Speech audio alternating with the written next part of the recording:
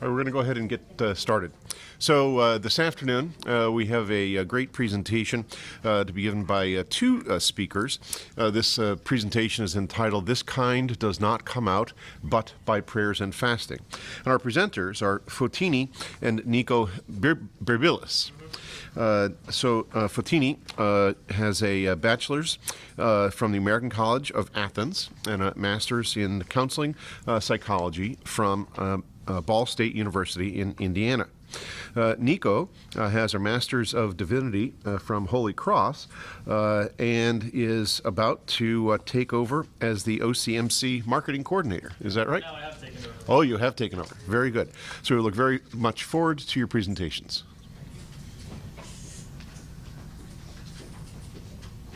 Originally, we were going to be three that we were going to hold this workshop, and Father Christodoulos was asked to leave to go to Nebraska. However, the one special thing that I want to share with you that did when before he left, I asked him, Father Christodoulos, you're leaving us and we're not going to have your participation. And he said, but I will participate. And we were driving and he said, we're going to have a little prayer service in the car. And this is exactly what we did. We had the prayer service, and it was important for me, and it was important for the type of workshop we're going to have, because it's all about a container that it is based on theology, and when we put things inside that container, they give that kind of anchoring, that kind of substance. And that's why we decided that we will start by extending that container with all of us by, if we can stand up and have the prayer all together. Heavenly King, Comforter, the Spirit of Truth, present in all places and filling things, treasury of blessings and given of life, come and abide in us, cleanse us from all impurity, and save our souls, O good one. In the name of the Father, of the Son, and the Holy Spirit. Amen. We are going to have three stories we're going to talk about.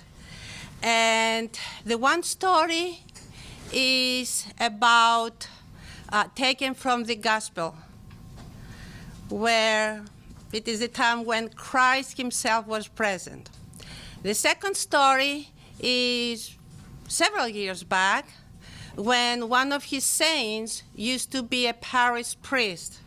I'm talking about Saint Nectarius, who actually we celebrated yesterday. And the third story, which we are all going to work together, is based on a story that a typical clinician with Orthodox foundation background carried. And this is me. So let's start with the first story. You want to speak here? So as we go through each of these stories, of course, the theme of the entire conference is situations of resistance and compliance. And we're kind of generalizing that not only into resistance and compliance on the side of the client, but also more generally situations where on the side of the clinician, there's a straightforward approach to this situation, or not so straightforward. Perhaps there's no clear solution to what we're working towards. And we're going to kind of compare these different kinds of situations. How are they different? How are they related? Where do solutions come from? And again, what is the role of the clinician in each case as we go through these stories? So the first story, we're going to start with just the conflict in the story and draw some parallels from it. This is taken from Matthew 17, 14 to 16. And you have it in the outline as well in front of you. And I'll just go ahead and read it.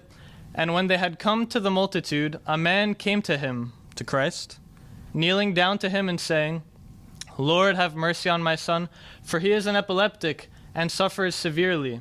For he often falls into the fire and often into the water. So I brought him to your disciples, but they could not cure him. So something different is happening here. First of all, let's break it down. The problem in this situation, the disciples are unable to cast this demon out of the boy. Now we're going to draw some metaphorical parallels. We're going to do this from each story so that we can see how we can apply it. In this case, we're connecting both the disciples and to Christ to the role of the clinician. Both are put in a position of offering some kind of advice, or being in the position of attempting to provide a solution, attempting to help the problem. The possessed boy is akin to the client in the situation, and the failure to cast out the demon is some sort of resistance to treatment, whether because the client himself is being resistant to it, or because other circumstances in the situation are preventing any straightforward solution. So this is the first story. Remember that, hold on to that, and consider those dynamics. They're unable to cure him. What's going to happen next? We're going to pause that for a minute and now come over to St. Nectarios and see what happens in that story. A grandmother is visited by her 2 grandchildren who are running away from home. The parents, the 2 grandchildren, the father is a very abusive alcoholic, and the mother is tolerating this behavior. The brother, being 16-year-old, one of the 2 children, decided to take his sister, who was 14-year-old, and from the village to take a bus and go to live with the grandmother. When they arrive to the grandmother wants to let her daughter know, the mother of the children, that the kids are safe and with her. And the children tell her that if you call Mom, we're going to leave and you will never see us again. Her spiritual father was St. Nectarios, at that time, Father Nectarios. And she went to Father Nectarios asking, what should I do? How can I help this? My daughter is hurting, dying from pain, and the children, I have to take care of the children. And Father Nectarios said, what I want from you to do is, I want you to do 40 prayers to Theotokos, 40 paraklesis. And at the same time, I want you to fast, and I will be also praying along with you. The grandmother did exactly what St. Nectarios did. Okay.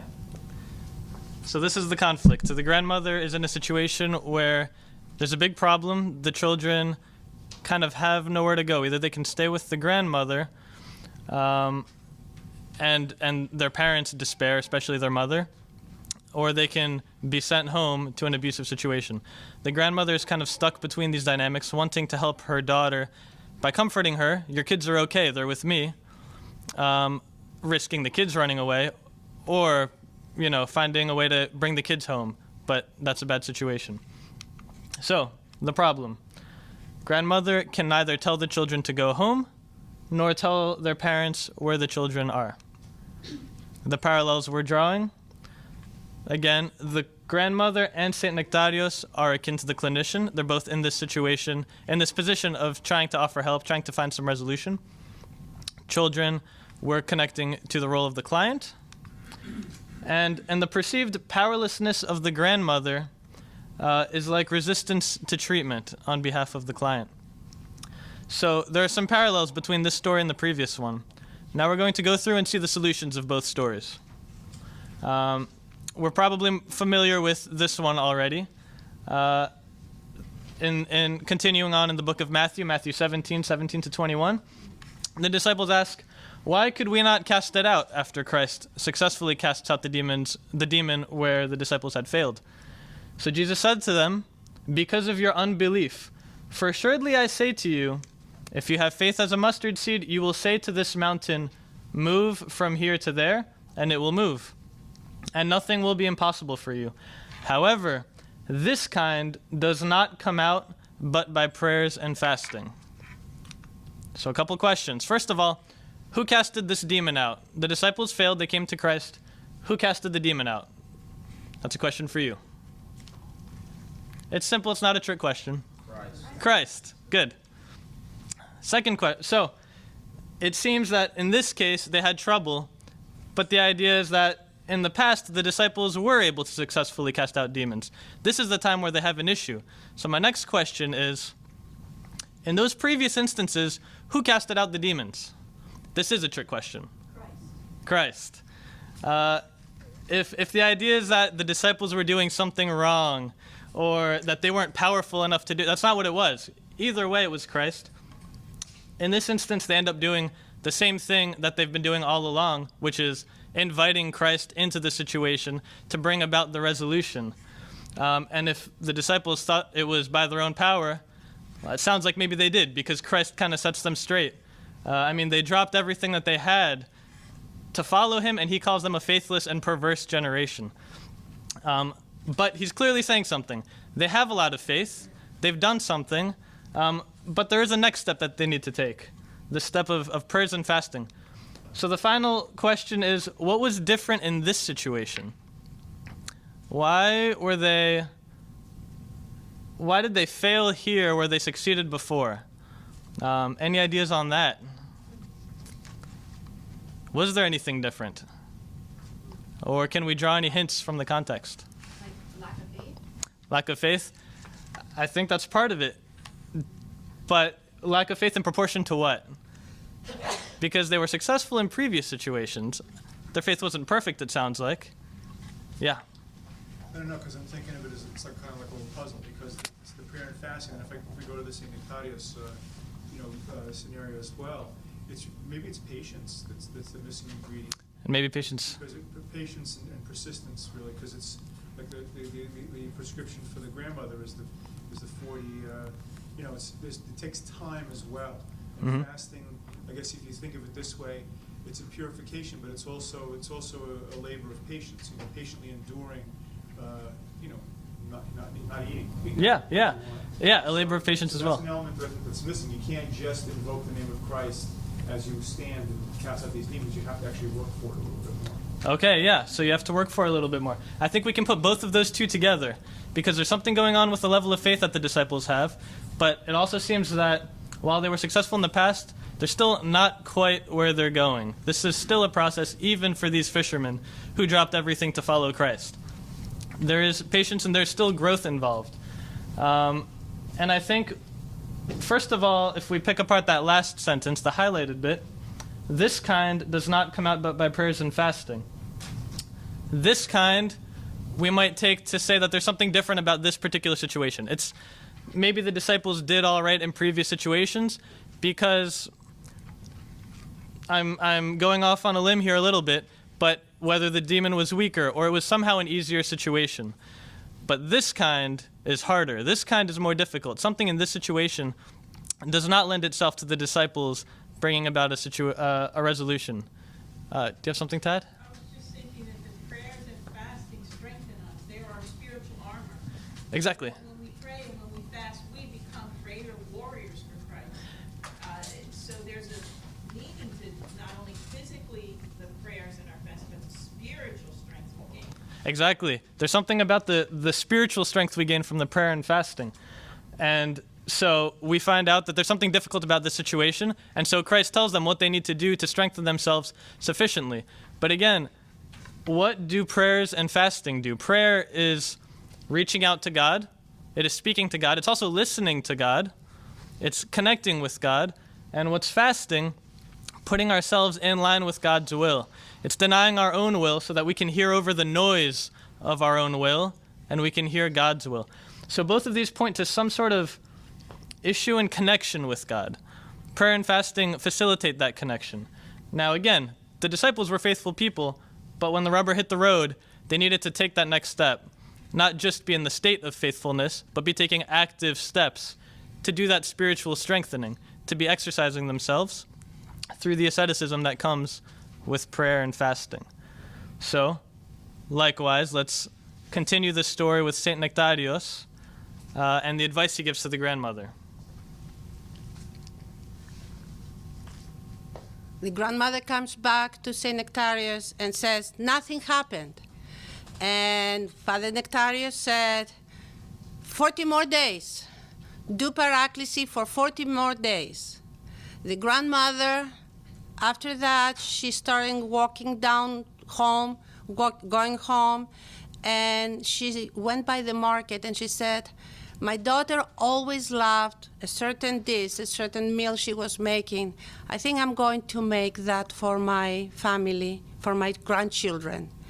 As she is purchasing the ingredients, going home, making the food, the kids, their senses tell them homesickness, and they start crying, and they're deciding to sort of find the courage to go back home and face whatever is to be facing.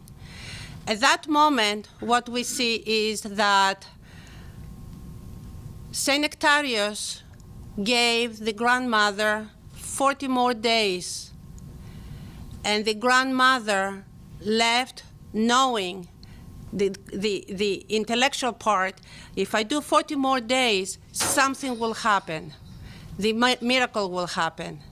And I want us to stop there because we really don't know when God is going to intervene. And the story goes as follows. The kids are getting ready, are leaving with the bus to go home. The grandmother comes home and she gets a terrible phone call.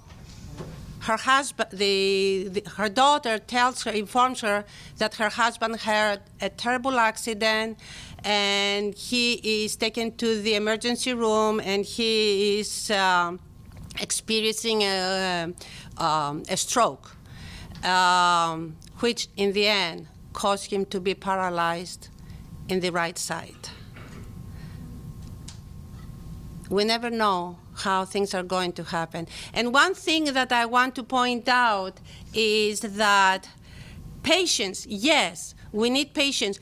We really don't know when there is resistance from people to follow our expertise, our advice, our guidelines. This is the hardest part of a therapist today, as it was for Saint Nectarios, or Father Nectarios at that time, when he saw the grandmother coming to him saying, no results. But he had that kind of confidence, and he sent her away with one more dosage of the magic, of the ingredient that is needed. And then we want to sort of stop here and process what is that makes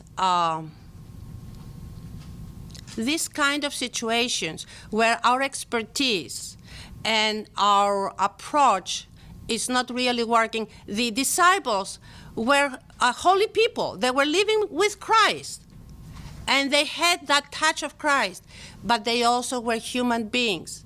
And whatever they had inside them, their preoccupation, what we call in Greek logismi, thought processes, there are certain things that take our focus away from Christ. Let's go on with that. So with Saint Nectarios, we see that by some strange situation, both of the problems are solved. The children decide to go home. The grandmother doesn't have to force them. And an unfortunate accident happens to their father, which stops him from abusing them. Everything somehow falls into place in a way that no human could have coordinated. So, coming back to the important part, what advice did Saint Nectarios give to the grandmother? I'll open that up. Yes. Pray and fast. Pray and fast. The same exact advice, basically. Cultivating the spiritual life is what it came down to. Now, again, where did the solution come from? Was it from Saint Nectarios? Was it from the grandmother having the idea to create this dish? Where did it really come from? Where's the root of it? Christ. Same again. Now, had St. Nectarios been able to give some more practical advice that would have solved the problem, in that case, where would the solution have come from? Say, for example, he said, okay, you're in this situation. What you need to do is call the police, call Child Protective Services, which, they wouldn't have had at that point, and all this stuff, and that solved the problem. Where would that solution have come from? Would that have just been from his own rational conclusions? Or where's the real cause of it? Christ. Thank you. So now we want to abstract that a little bit and see what we learn about resistance and compliance, and otherwise about difficult versus straightforward situations. Just pulling it straight out of those stories, what we see starting with resistance, situations of resistance, is that we need to be praying, we need to be fasting, and we need to be inviting Christ into the situation to help, because ultimately that's where the resolutions come from. So that's on the one side. Now, in more straightforward situations where perhaps our education is enough to reveal some kind of resolution, we need to be praying, we need to be fasting, and we don't need Christ because we know what to do. No, we need to invite Christ to help. And this chart may seem like a little too easy, a little too simple, a little too straightforward. But I have to confess that the reason why I have to include this and why I have to focus on this is because the thought that comes through my mind, if someone tells me something like this, when you're in this difficult situation, pray, fast, invite Christ to help. When the situation's not so difficult, you should be doing that anyway. My reaction is, yeah, I'll pray, but how am I actually going to fix this? How am I actually going to fix this? Because prayer's not going to do anything is the implication of that. And I always catch myself thinking that. To be honest, I think if that sentence was said in less parish council meetings, our parishes would be in a better situation.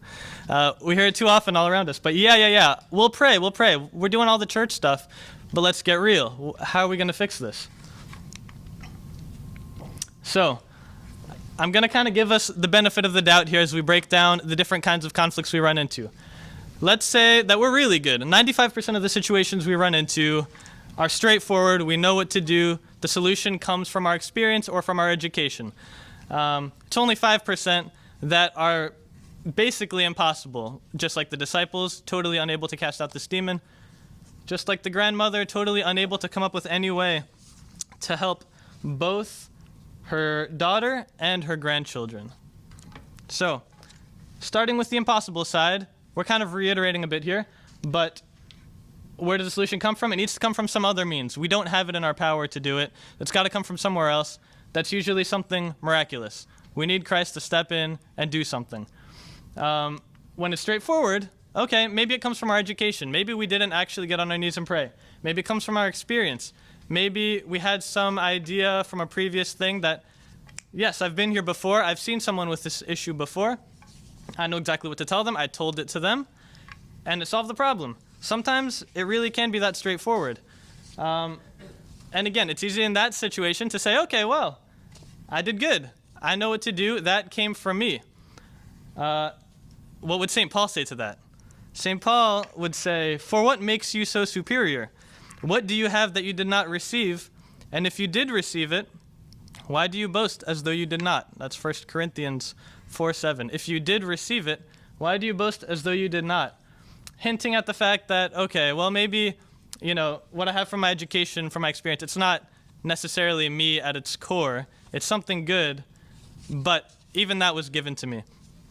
If we take a step further, St. Mark the Ascetic tells us, it is impossible for us to have faith in anything good or to carry it into effect except in Christ Jesus and the Holy Spirit. So it's impossible to carry anything good into effect except through Christ. That's from his text on the spiritual law in the Philokalia collection.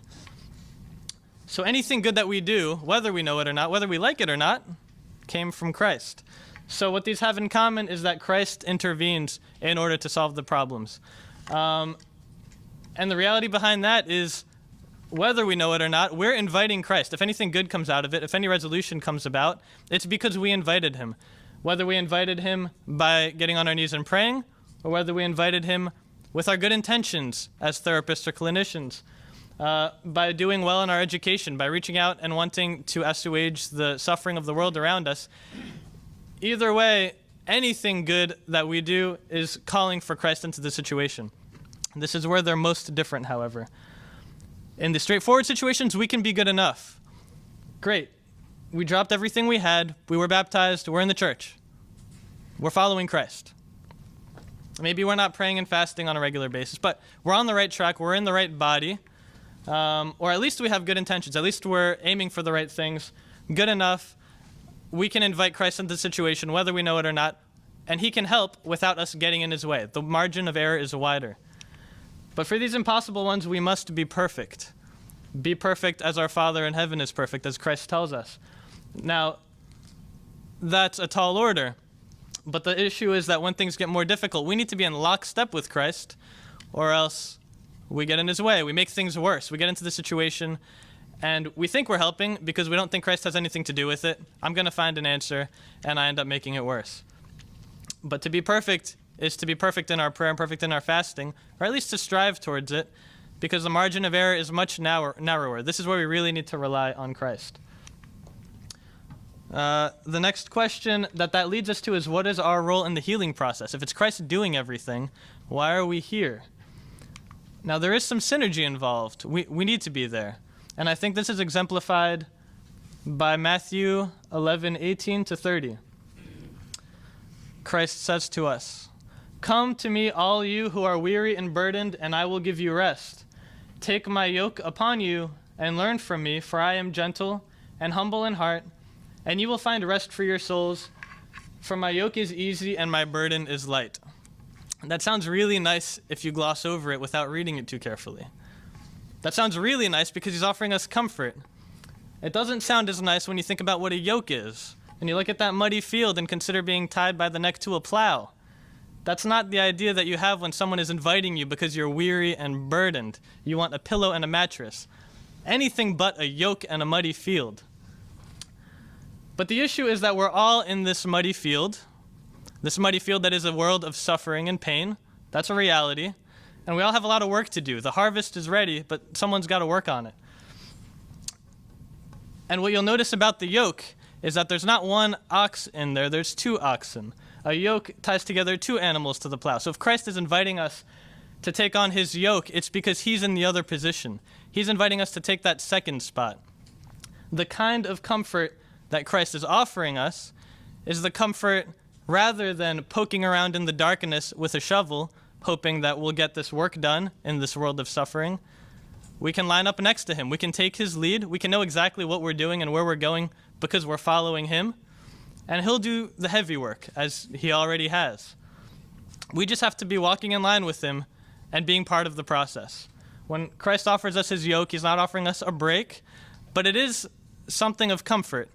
And I think this image here is what it means to be doing this kind of clinical care or helping care with Christ.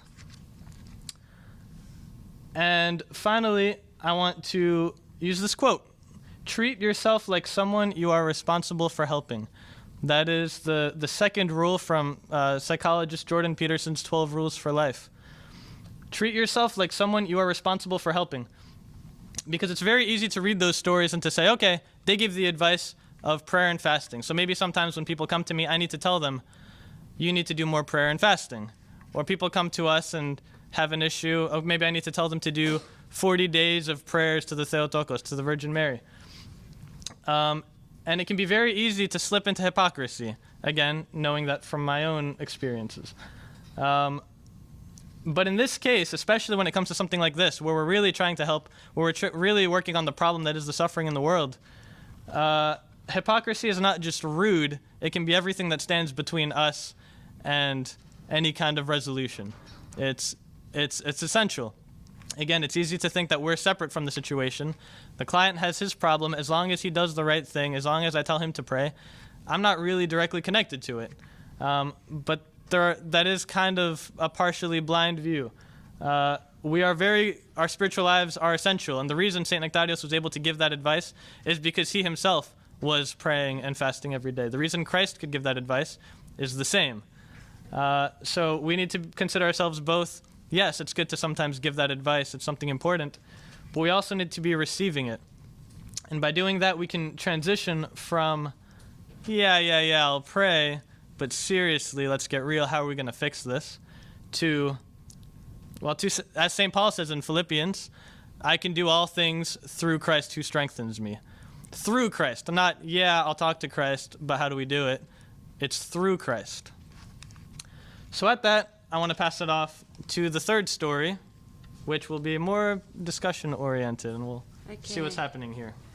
So here we're going with a typical clinician, with me, typical clinician, where we get the education, I put it up there, and I'm covered, and I know exactly how to take care of every case, and based on this, as I'm describing it to you, you will see that everybody should comply. There should be no resistance.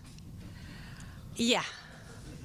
Even the theory of if I analyze it and I speak their language, then they will be able to understand what is going on, so they will comply. What I have come to realize is that it's not about absolute compliance. My enemy is not absolutely resistance. And that is the tricky part, that it is about where the compliance and resistance can meet in the name of Christ. Keep that in mind as I'm going with this technical, clinical, straight textbook masterpiece. If I am whole, like the word says, I'm integrated, I have clarity, I am purified, I don't have preoccupations, I don't have stress, I don't have anxiety, I'm able to see things clearly. Textbook. If I'm half, which means things have happened in my life where I'm preoccupied and I'm hurting, I'm angry, and my feelings are getting in the way, so I cannot see clarity, textbook, I will enter survival mode. And the classical thing about survival mode, which is where all the resistance comes, is that my reality is seen through dark glasses. I don't see the whole light. I will deny that there is a problem, or I will focus on something else so that I will escape of the problem, and that is detour. I will procrastinate facing the problem, which is delay. And slowly but surely, it is like a parachute is bringing me close, because this might not make the problem go away. So I start feeling dilemma. I'm entering the world of depression, because in the end I'm feeling defeat. And then I might go back into denial. So we face this as clinicians in our office. And if you have faith, like this whole workshop is based on, if we have faith, then why can't we have Christ do what we want him to do? Why the disciples had faith? Why couldn't they make it happen, what the Father wanted from them? If Father Nectarius, Saint Nectarius, had faith, he was actually Christ's soldier. Why did he have to wait for 40 days and all these things, fasting? Why? The word is effort. The word is effort. Faith cannot lead to focus unless we go through the effort. And that was prayer and fasting and persistence. And you mentioned waiting. Yes, because that is effort. And it is like the yoke that we saw. It's not easy. And that is the part of the humility. And one of the things that we hear from Christ over and over again, which made me think about the whole acronym, is he always said, peace be with you, Irene, peace be with you. So the magic thing is that we have to bring peace, inner peace inside us. How do we do it with the world we live in? How can we do that? Some people try with yoga. Some people try with meditation. But truly, when we live in a half world, how can we stay whole? How can we use the half world to strengthen our wholeness? And I'm going to share with you a story that really was a turning point for my life. And that story is a lady walks into my office, and she is a professional clinician, very Christian, Catholic, and she says to me that I have gone through therapy for 10 years. I'm married for 40 years to my husband, and my husband at some point, he's a great man, wonderful man, great with the grandchildren, wonderful with my children. He got involved in cocaine addiction, and then he developed some dependency in getting involved with prostitution also. She went to therapy, he went to rehabs, they went in and out through therapy for 10 years. And she pretty much went to much better therapists than me, well known, way much better. And the last clinician that spoke to her said, you have two choices. The one choice is get a divorce. The second choice is put up with what is going on and be a martyr. And she said no to both suggestions, and he could not serve her anymore. And then she came to my office. And I smiled, and I listened, and I took it all in, and she wanted to see me again. And before my second opinion, I called my parish priest, and I scheduled an appointment with him. I went to his office, to church, and I said to him, I don't know what to do with her. For 10 years, everything has been tried. And I don't think I have to offer any more than what the other therapist offered her.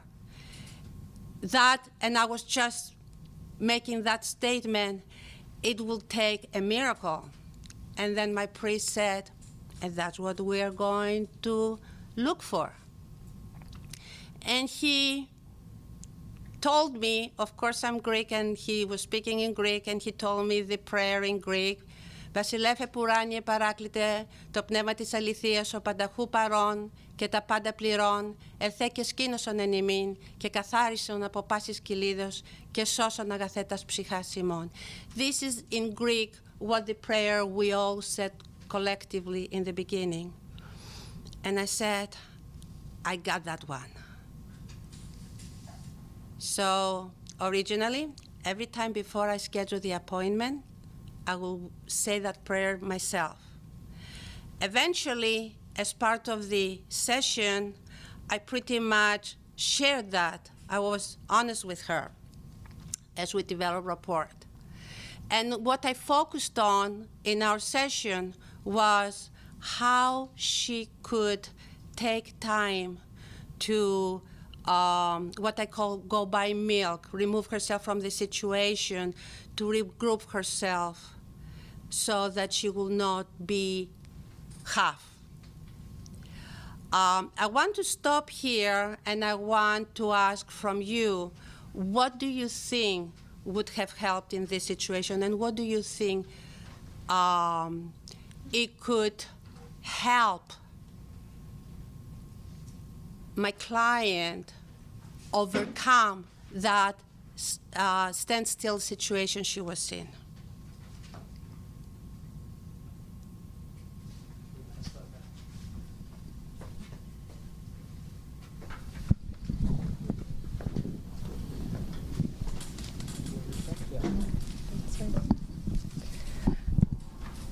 I was just thinking that in the very first story, I just kind of want to reference when Nico was speaking, like the very first line, and when they had come to the multitude of men came to him kneeling down and saying, "Lord, have mercy on my son." And it was just striking to me in all these examples that maybe as therapists, as physicians, as caregivers, we look at all of these things as so transactional. We love those who love us. We don't like those who don't like us. We can help those who will listen to us. Like, it's a very transactional thing, and I felt like the pieces that are missing in that story is that reliance on Christ, as Nico was saying, but actually not just that. It's the concept of mercy, and like that's you starting your session with prayer. I mean, you're not going to heal her, Christ is, but it's more accepting the mercy. It's imbalanced. It's imbalanced. And I feel like we forget to recognize that this concept is very imbalanced, this concept of caregiving, and that mercy is imbalanced. It's not a transactional thing. It's not because I give to you, I'm going to receive what I give. So I don't know if that answers, but that's my opinion. And that is so true, because at that moment, it was about stepping back and letting Christ come into my place. And it is that critical moment when my education and my expertise had to experience that humility of this. If I want to really serve her, I have to get into that yoke with Christ. And I will also have her come. And it is that moment where patient or client and provider have that moment where the provider is not that she's getting the solution at that moment. And the provider is not giving that solution. The client is not receiving the solution. The provider is not. And it is that kind of missing piece that usually we are supposed to say, "I'm sorry, there's nothing I can do for you. Here is my fee, paid." And it was that moment where we looked at each other and we said, we are actually going to take that trip together. Are you willing? And that is exactly what she needed at that moment, not to be alone, to take that journey with somebody else. Thank you. Nico. Yeah. I mean, obviously, we don't know how. It's an impossible scenario. But the way I imagine I would handle it, and I have had experiences with stuff like that, is that one way to look at it is that when we're confronted with any kind of an obstacle that's insurmountable, we can either act on it, on the obstacle itself. There has to be the movement has to either come outside of me in the environment, and if I can't change that, which in this case you couldn't change that, then I have to change something inside me. So I actually like what the previous therapist told her, which was, you either got to leave him or you got to become a martyr. So the way that I work and the way that I would take her, I would basically invite her on the martyric path. But I would go there, as you said, I would go there with her. And she wouldn't really know that that's what she was doing, because we would do that through the internal changes. Because I think that's what ends up happening when people come in suffering in these dilemmas where they don't know what to do about it. It's because they're suffering the pain, but they haven't been able to locate those internal doors that are locked to open up, so that when those doors are opened up, that pain, because the pain is telling us that we have to change something. We have to either practice more faith, we have to practice forgiveness, patience, whatever it might be. And those are all internal activities that we do. So, it would be a process of doing that, of if the person could tolerate it. I mean, that's the other issue. And that was another comment I was going to make that came up earlier, which is, I think, a huge part of resistance in treatment is that, like when I was thinking about when St. Nectarius gave the woman the second dosage of 40 Papadeas, that's when my patients tell me, come on, man, you're just making this stuff up. You know what I mean? They do. They think I'm just making this stuff up. But I see where those doors are, and I know if they just knock on them a little bit more, something will give inside. And they'll have those moments where, there's those transformative things, which, as many of us have experienced as well. Sometimes those internal things, because they end up becoming linked, we do include Christ in our practices and this sort of thing, that not only do they get the internal transformation, but then all of a sudden something happens to the guy, and next thing you know, he's at an AA meeting and he's getting sober, and you're like, how did that happen? So anyway, those are my comments. I like very, very much what you said about the martyr role, because we are not trained. We are trained to protect our patients or our clients from going in that, and we are trying to keep them active. Do something for yourself. And it is that kind of the martyr role that there is a path to take someone to. And that is the role that I took, but I took it in the form of, we are going to set ground rules as we are going on. All I want from you, and that is when I used these acronyms, and I said, all I want from you is when you find yourself going through that survival mode, go buy milk, remove yourself from the situation. And she will go, and he will be away, not all the time, 2-3 times a year, but he will disappear, and the bank will be getting thinner and thinner. And at that time, she found it comforting to go to a hotel, go on a trip, go to a hotel, not to be there when he came. She locked him outside. It was ups and downs that went on. I was with her, and it was not rational decisions, but I was putting them under the umbrella of, you're going to buy milk. You're removing yourself from the situation so you will stay whole. And what happened that did not come from my work, did not come from her locking him out, did not come from any of this. As she was going through these terrible things, one Christmas she came, they had gatherings at home. He left the Christmas party, the family party with grandchildren and everything. He did not come back until end of January. And it was things like that. And one time she got a phone call as she was coming home from a terrible place of New Jersey, Camden. He had a heart attack as he was driving, and he was in a car accident. Nobody knows how he made it, how he survived. He survived. And it took him about several months in the hospital, and then coming home, and he's still device dependent. He cannot really be well completely, but he's healing. But what he's healing the most is that when he was able to be conscious, he knows exactly what happened to him. When he was able to be conscious, he saw the face of his wife. And he said, how is this possible? After all I put you through. They have been married for 40 years, 50 years by then. And that was the first time in the bed of the hospital that he opened his eyes and he realized who his wife was. And it was very much of a miracle when this woman, that she was going through anger, she did not want to divorce him, but she was really angry at him, at his behavior. And she was going through that roller coaster ride of guilt, anger.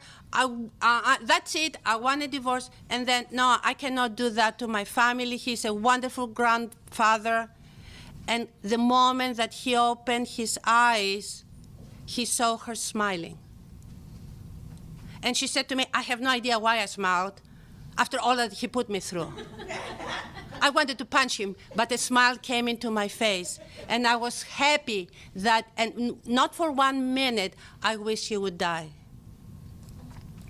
So that is, after all I'm saying, I want us to go back to the first slide.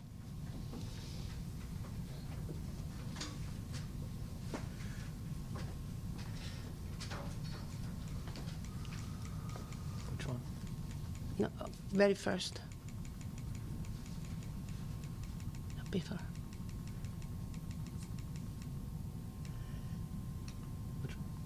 Afterward. How are they different? Are they different? We talk about something from today, and we talk about something that happened 2,000 years ago, and something in last years ago. How is that different? Is it different? How are they related? What do solutions come from? And what is our role? And is our role any different than the role of Saint Nectarius or the role of the disciples? Thank you.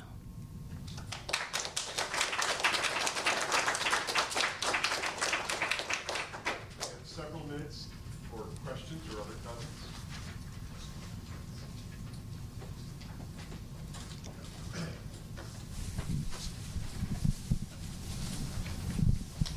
Yep.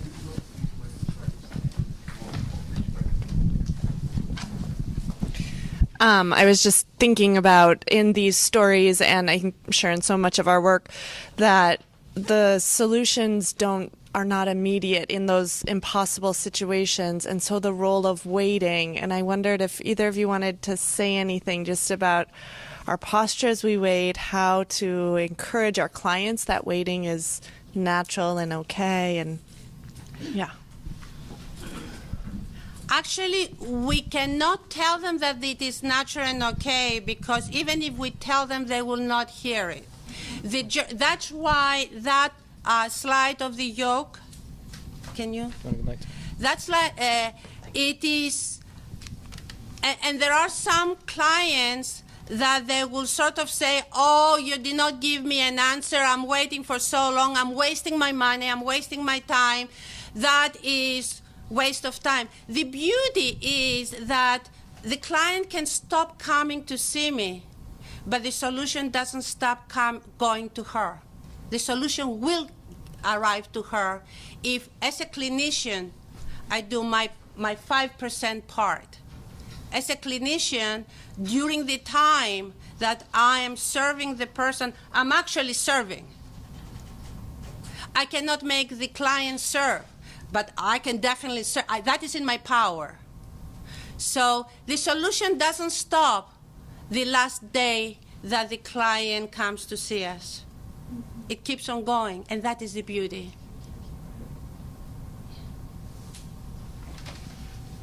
To me, this was like the paralyzed man whose friends brought him to Jesus, that they got in there and took him. And if somebody had told me when I was at my most miserable, sit and wait, it will come to you, whether it's true or not, I didn't want to hear that. But to have them pick me up on their shoulders and to carry me and place me before Christ, that's where my relief came from. That's right.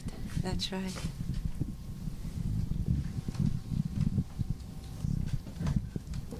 Yes.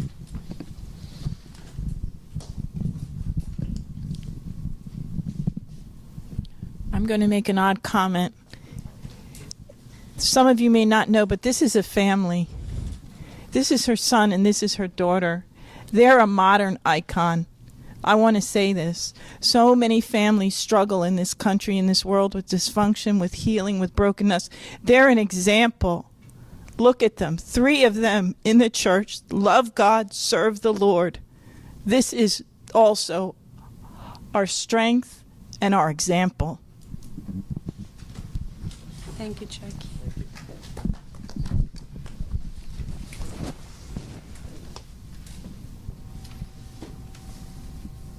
Nico.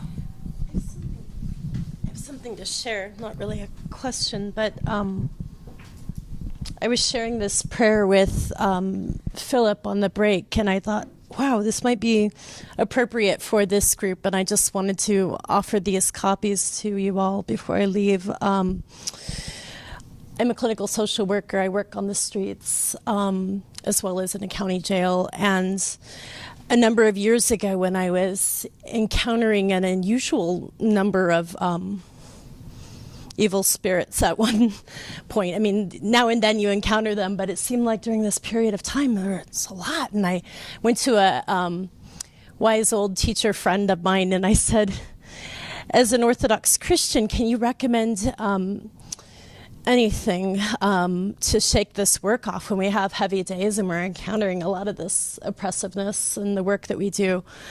And he said two things. Number one, develop a close relationship with the Archangel Michael. And I did, and that has changed my life. But he said, secondly, I'm going to give you something. Come back tonight, meet me at this place, and I'll give you a prayer. And he took the prayer, from my understanding, which is a prayer that priests pray after confession for cleansing, after they hear confessions, and he altered it somewhat, and he made it a prayer for cleansing of mind and body to be invoked after working with trauma or healing disease. So it's a self-care prayer, and I just happen to have some copies in my backpack, and I thought I'd leave them here if anybody wants Thank them. you so much. It's really helped me, so I pray this every night when I come in or before I go to bed, and that's helpful. Do you want to read You want to it? hear it? Yeah. Okay, it's brief. He says, this is so you don't take your work home with you. He was talking about the demons, but O Lord, thank you for the service of this day, for the work that you've placed before me. As you healed the 10 lepers, and you healed all who sought your blessing, now heal thy servant. Let all negation and the effects of sin that have come upon me now be removed from my being. O Lord, purge my body and cleanse my mind, and may the light of Christ now enter and fill me completely, that my only thought be of you. I accept this through our Lord Jesus Christ, in the name of the Father, Son, and Holy Spirit. Amen. Thank you so much. That was so beautiful. Thank you. That was beautiful. Any more questions? 2 minutes. Thank you so very much for coming.